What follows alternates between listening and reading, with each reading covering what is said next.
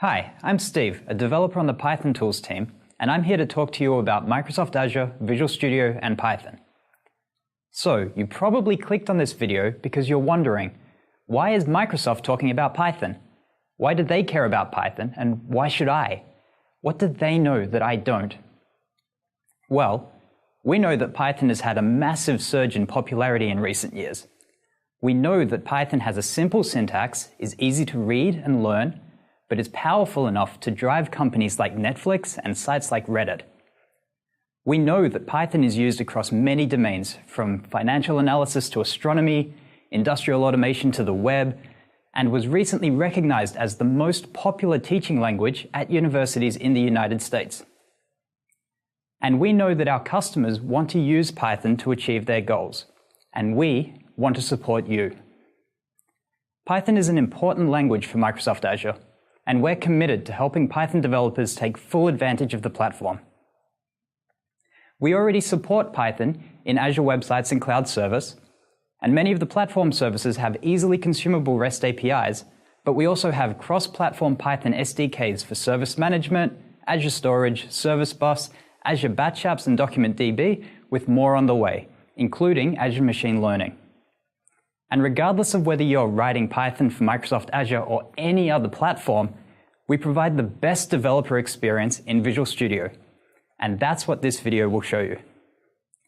To help you be productive as quickly as possible, I'm going to walk you through the first steps of setting up Python tools for Visual Studio and then getting a website running on Microsoft Azure. The first thing you'll need is Visual Studio. If you've already got Professional or higher, great. If not, you can get Visual Studio Express 2013 for web or for Windows Desktop free from visualstudio.com. I'll be using Express for web. Next, you can get Python tools for Visual Studio from our site, pytools.codeplex.com. This is a totally free download, and this site is also where you'll find all of our documentation, links to introductory videos and tutorials, and even all of our source code. Finally, you'll need to get a copy of Python, as we don't include one by default. Our installation page will help you choose the distribution you need, so check that out while you're here. Once everything is installed, the first time you run, we'll start refreshing our IntelliSense database. This is essential for a good experience in the editor, but you don't need to wait for it. The refresh process may take some time and may use a lot of CPU and memory, but we normally only need to do it once. Now, let's get going. I've already got a Python project I was working on outside of Visual Studio, so I just want to import my existing code. I enter my path here, and this app uses the Bottle framework, so I want to enable our features specific to that. We also support Django and Flask, and you can customize your web settings later for whatever framework you're using. Now my project is loaded, I can simply hit F5 to confirm that it's working. Something doesn't look right here. We should have two lists of tasks, but they're empty. Back in Visual Studio, I can add a breakpoint here where we're getting the tasks, and then go back and refresh the page. Stepping over this call, it seems like we're getting an empty list back. If I go back to the call and step in, we can see why. Looks like someone didn't quite finish his job. I guess we'll have to do it.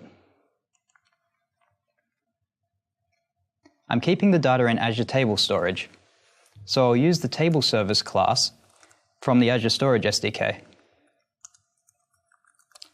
You can see that we know all about the modules and types in this library and any others you've installed, and we can intelligently filter and select the one that you want based on what you've typed. This code creates an object that will let me access my storage account. Now I can replace this empty list with a query to get all the tasks.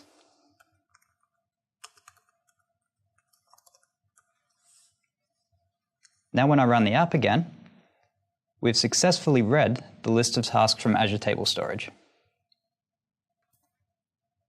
When you publish to websites from Visual Studio, we use a Python virtual environment to deploy any dependencies.